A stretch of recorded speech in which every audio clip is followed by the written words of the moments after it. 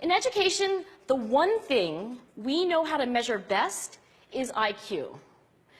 But what if doing well in school and in life depends on much more than your ability to learn quickly and easily? So I left the classroom and I went to graduate school to become a psychologist. I started studying kids and adults in all kinds of super challenging settings. And in every study, my question was, who is successful here and why? My research team and I went to West Point Military Academy. We tried to predict which cadets would stay in military training and which would drop out. We went to the National Spelling Bee and tried to predict which children would advance farthest in competition. We studied rookie teachers working in really tough neighborhoods, asking which teachers are still going to be here in teaching by the end of the school year. And of those, who will be the most effective at improving learning outcomes for their students? We partnered with private companies, asking which of these salespeople is going to keep their jobs and who's going to earn the most money. In all those very different contexts, one characteristic emerged as a significant predictor of success. And it wasn't social intelligence, it wasn't good looks, physical health, and it wasn't IQ. It was grit. Grit is passion and perseverance for very long-term goals. Grit is having stamina. Grit is sticking with your future, day in, day out, not just for the week, not just for the month, but for years, and working really hard to make that future a reality. Grit is living life like it's a marathon, not a sprint.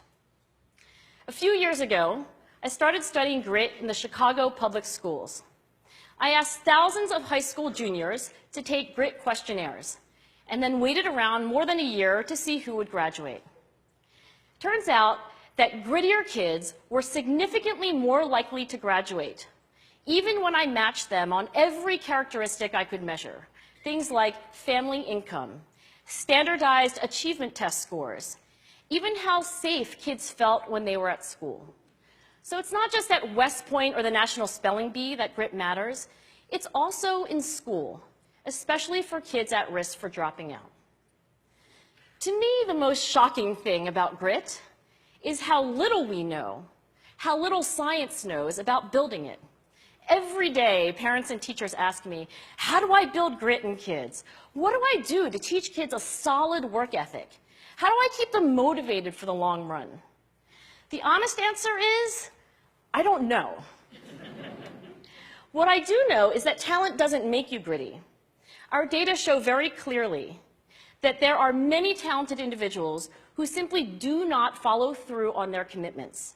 In fact, in our data, grit is usually unrelated or even inversely related to measures of talent. So far, the best idea I've heard about building grit in kids is something called growth mindset.